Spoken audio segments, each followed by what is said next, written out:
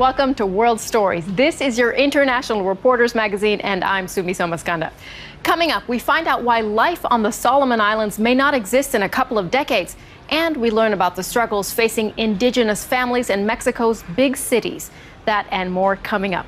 But first, we start in Nepal. After nearly a decade of civil war, the South Asian country has struggled to transform its rural society into a modern economy. But it's that agricultural tradition that could be Nepal's key to success. Farmers there have been using water mills to grind grains for centuries. Now those very same mills are getting a makeover. With the help of an NGO called the Center for Rural Technology, or CRT, they're becoming more energy efficient and even generating electricity. Birgitta Shoka brings us this story. They haven't been on a paved road for hours. But for Balkrishna and Milan Shrestha, from Nepal's Center for Rural Technology, that's normal when they travel to the water mills they've upgraded. I'm glad we can drive most of the way today. Often the mills are so high up in the mountains that we have to hike for days to reach them. At the end of the gorge lies the village of Kopasagu. It takes its name from the river which flows directly from the Himalayas. The village has around 2,000 residents. Most of them earn a living from farming. They cultivate cereal crops, corn, millet and vegetables.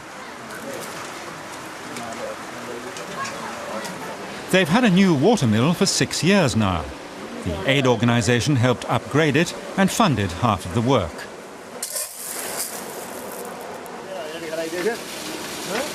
The owner, Dan Badur, shows off the multifunctional mill.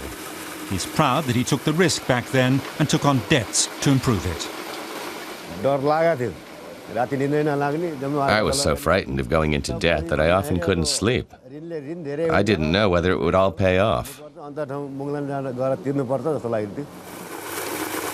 The old mill could only grind wheat and corn. With the aid of extra attachments, Dan Badur can now hull rice and even press oil.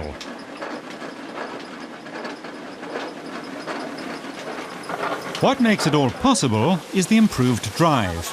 The old wooden wheel has been replaced by an efficient metal turbine. Through improved water intake, we've increased the pressure. Then there's a kind of funnel that shoots the water right to the turbine. It makes the mill 3 times more efficient. The mill processes up to 20 bags of grain a day. Business is booming. The village women who bring in the harvest have profited from the new technology.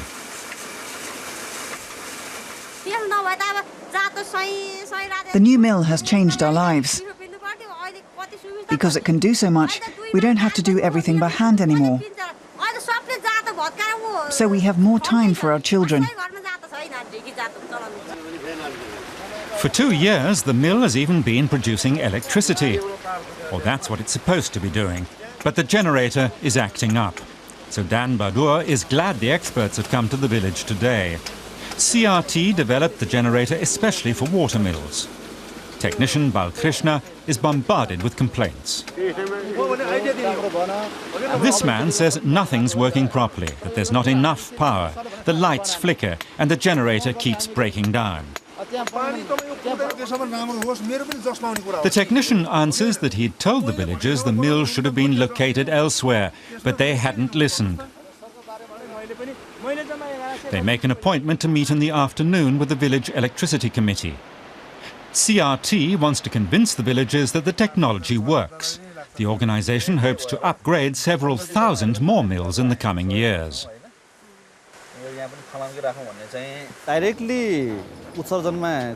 The project contributes to reducing CO2 emissions, first by clean electricity generation by water power.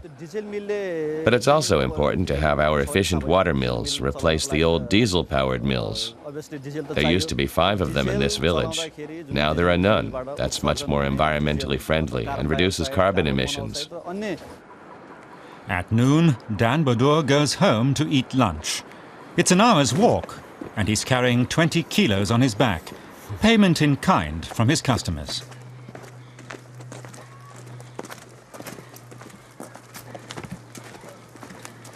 He and his wife have raised 5 children, and now a grandchild as well. He's not sure if his mill helps protect the climate, but more and more often he is feeling the consequences of global warming.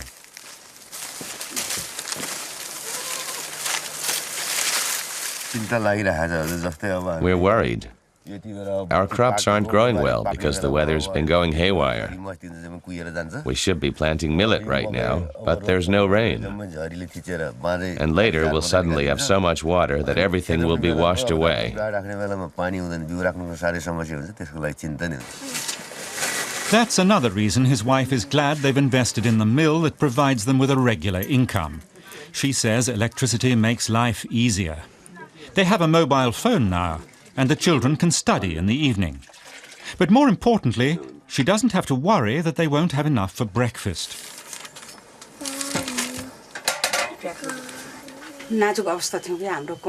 Before, we often didn't get enough to eat.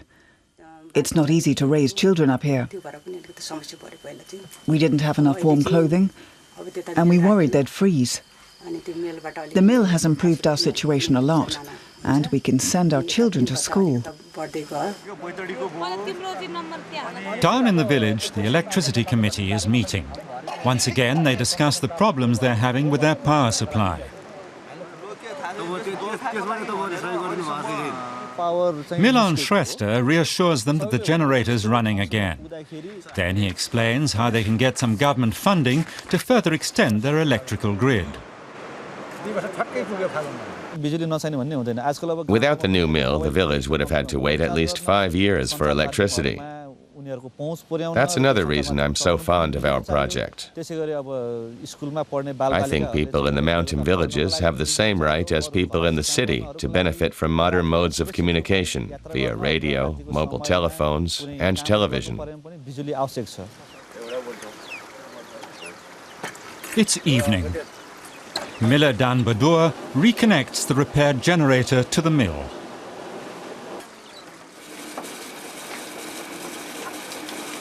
And in 52 houses in the village, the lights go on.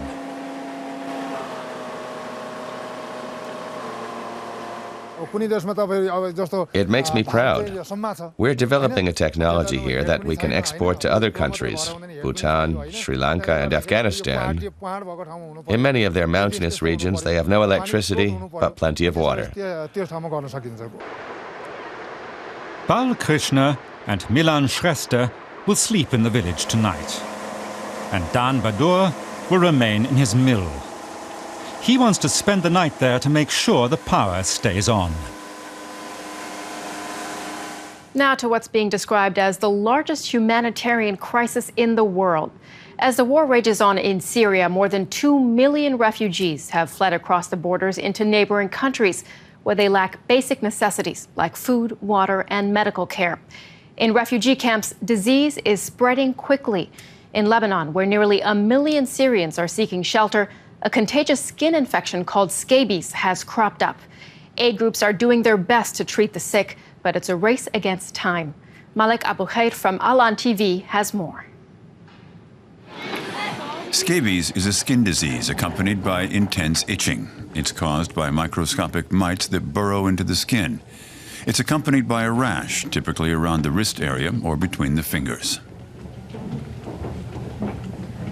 You can catch scabies if you're in close contact with the sufferer or from their bedding, clothing, or towels. We must fight the condition before it becomes an epidemic. Scabies is a very dangerous disease. It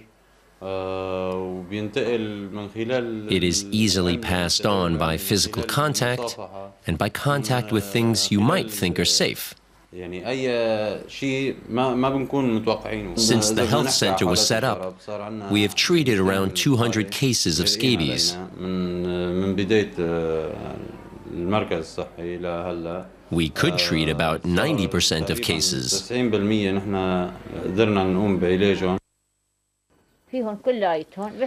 People talk a lot, but our hygiene is fine. How long have you had the symptoms? We didn't have any at first. We started receiving various ointments and plasters about a month ago. The people were healthy, but they're not anymore.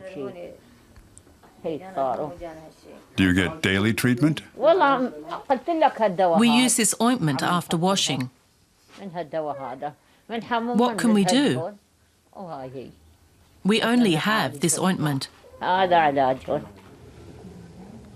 is your family being treated? The pharmacies won't give us any medication, nor will the health centers. What can we do? What's going to come of us? The number of cases has risen compared with last year. We've had more reports because the number of refugees in Lebanon has risen. Skin diseases have spread because of the close living quarters. We could have predicted this. The cause is the enormous number of people and the poor hygienic living conditions in the Akkar, Almenia and Bekaa Valley regions. And possibly in Tripoli in Lebanon too.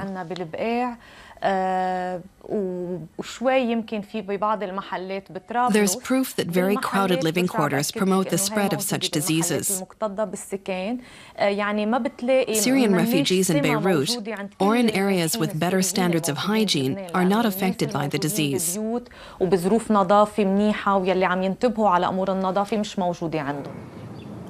Aid organizations say more needs to be done to tackle the problem, and time is running out.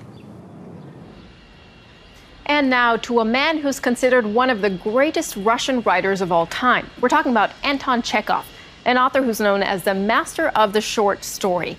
He revolutionized that literary form and influenced writers for generations to come. Today, he's still a celebrated figure in Russia. His former country home, where he created some of his best works, is now a museum dedicated to his life and craft. RT reporter Svetlana Kurakina takes us to Melikovo for more.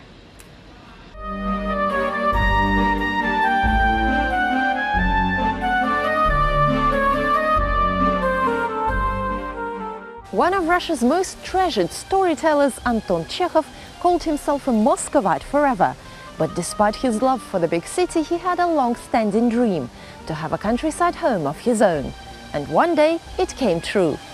Born in the not-so-well-off family, he realized his ambition of being a landowner at the age of 32. He bought the estate of Melikovo some 50 kilometers south of Moscow in 1892. For the next 7 years, it would be his home and an inspiration behind some of his most famous works. By the time he got the property, Chekhov had long been the economic mainstay and unofficial head of his family, so he moved here together with his parents, sister and younger brother, and enthusiastically started to develop the residence. My estate's not much, he wrote of his Melikovo home, but the surroundings are magnificent. Here he wrote more than 40 works, including his most celebrated plays The Seagull and Uncle Vanya. Today the estate houses the Chekhov Museum, dedicated to the playwright and master of the modern short story. There is the mansion where the family lived, the kitchen building that Chekhov had constructed, and a guest house that he soon began to use for writing away from the hustle and bustle of the main house. When he was in, a flag was raised above it. The museum houses more than 18,000 exhibits and personal items, and although the estate was all but destroyed in the early years of the Soviet Union, it was later rebuilt exactly as it was during Chekhov's time. Here he became a keen gardener, very proud of his vegetables and flowers, and would also spend hours fishing. But rural life didn't make Chekhov a recluse. At Melikovo he led a busy social life. The estate was always full of guests. A practicing doctor who famously described medicine as his wife and literature as his mistress, he saw patients from dozens of nearby villages and also founded several schools in the area. But as his health deteriorated, in 1899, 5 years before he died of tuberculosis, the writer had to sell his estate to move to a warmer climate in the Crimea. Chekhov buffs should visit in May, when the museum hosts a week-long theatre festival. Theatre groups from all over the world descend on the village to perform their interpretations of the playwright's work. And autumn is perfect for long strolls. The museum has special walking routes around the area. So what better place to offer a taste of Chekhov than his favorite estate? Svetlana Kurakina, Primetime Russia, RT. Well, it's a case that's made headlines around the world. Recently, a judge in New Zealand denied refugee status to Iona Tetiota. He and his family are the first people ever to seek asylum as climate refugees. Tetiota is from Kiribati in the Pacific, an island that's been threatened by rapidly rising sea levels. His claim has highlighted a growing problem for low-lying Pacific nations. In our next story, SBS TV's Stefan Armbruster takes us to the Solomon Islands, where rising sea levels may soon force thousands of people to flee. This artificial islet is one of many built off the inshore reef of Malaita Island, part of the Solomon Islands. The precarious mound of coral is home to a few dozen people. Tens of thousands of people live like this across the province. This island was built to stay, because our forefathers were from the bush, then come down and stay in the island. So they built the island here to stay in the island. Some theories suggest that the island's first inhabitants were refugees, fleeing mainland ethnic fighting or headhunting raids. Today, residents still shore up the walls, but their battle now is against the sea. Australia's Pacific Climate Change Science Program says sea levels in the Solomons are rising about 8 millimeters a year. That's almost 3 times the global average. Those islands are greatly affected because salt water comes right up in the middle of an island, so it affects the root crops. So that is one of the major problems that they've encountered. Locals say sea temperature rises have driven away the fish, their main source of protein. Many people have had to relocate to survive. The land issue is so controversial and complicated because traditionally the land are customary lands, land owned by local people. Land disputes sparked a brutal 5-year ethnic conflict that ended in 2003. The national government is still working on a plan to secure a viable future for the islanders. Obviously, there's going to be a very, very open discussion with the communities, and then it will need to have a lot of rethinking, some creative ideas and engagement with all the parties concerned. The World Bank suggests resettling people in urban centers close to public services, like the Solomons' capital, Honiara, but other groups disagree. Another way of looking at it is there's a lot of issues that needs to be resolved in the urban centers now, rather than adding extra pressure. For some islands, time has already run out. Others could become uninhabitable within just a few decades. In the Solomons and elsewhere in the Pacific, rising sea levels could eventually force hundreds of thousands of people to flee their homes. Our final story takes us to Mexico, home to one of the largest indigenous populations in Latin America. Many indigenous people have abandoned their rural communities to seek better opportunities in Mexico's urban hubs, but they often face an uphill battle when they get there. It's not easy to find work in a big city, with discrimination and language barriers creating hurdles. OPD Guerrero's Mahui Ortiz introduces us to one indigenous woman who's trying to create a better future for her family in Acapulco. When I was 12, I came here with my aunt. She fled from Costa Chica to get away from her husband. The men there are very bad. Mexico's Institute of Statistics, Geography, and Computer Science estimates that some 25,000 people of indigenous origin live in the city of Acapulco in the state of Guerrero. But it's probably closer to 40,000, some 70% of whom are women. We leave our villages for a better life. When we get to the cities, the better educated people sometimes get a job. But anyone who just went to primary school won't get anything. You face a lot of discrimination if you don't speak Spanish. People come to the city for a number of reasons, not just economic ones. That's especially true of the women. They want us to go back. But there's no way I'm going to do that. Back then, girls were married off there at the age of 12 or 13. Lucina's father, who comes from Zacoalpan in Guerrero, took a different approach to most of the others. The men they married were not their boyfriends. If their parents said, "This man has chosen you," they had to obey their parents. But my father was different. He said, "I'm not going to do that. I want my children to have a better life." In the cities, the biggest problems that the indigenous migrants face are discrimination and language difficulties. My aunt brought me here because I wanted to study, to be something better.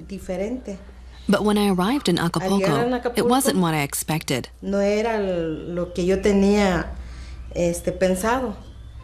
The discrimination started, the sadness.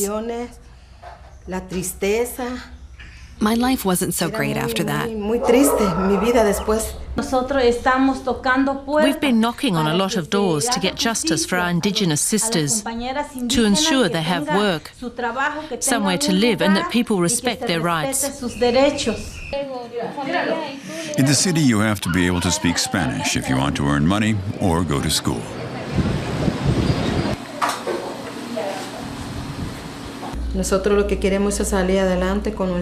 We just want our children to get on, and we thank God for what we have. Lucina went to a secondary school, but she couldn't afford to go to university. She got married to Margarito, and now she's the mother of 3 girls and a boy. My husband is special. I have to say, he always supported me. He stayed with me, and now we have this house. It's small, but as he says, we achieved it together.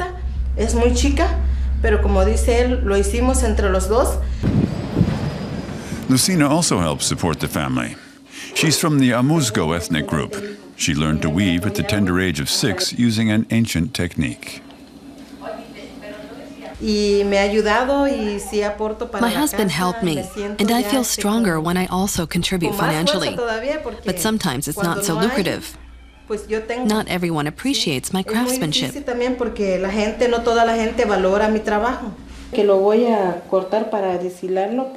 I cut it off here and sew it down so that the shirt doesn't unravel.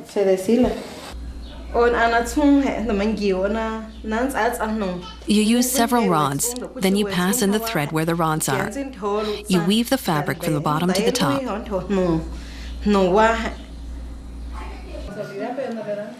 Indigenous women often have to support their children themselves, earning the family's bread with their hands and their creativity. We Indigenous women make our living with it. Our craft skills are our strength. The things that we make with our own hands.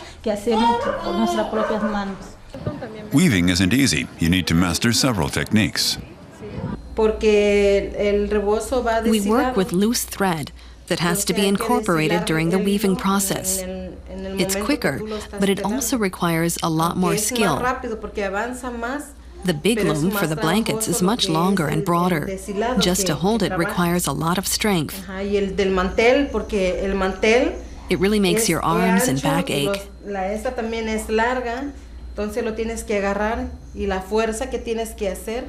With this one, things are a lot more relaxed. Making this fabric is difficult and time-consuming. But not all of her customers are willing to pay an appropriate price. I have to be very thrifty. Lucina's tools are her hands. They bring the designs she imagines to life. She's a weaver by trade, but also a mother. She spends the morning weaving before going out to sell her wares. Later, she prepares a meal for her husband and children. Then my sister drops by, and I ask her to give the little one soup. It takes her over an hour to get to the center of Acapulco. Despite having to pay to get there, she doesn't always manage to sell something. But Lucina looks on the positive side. For her, the most important thing is that her children are happy.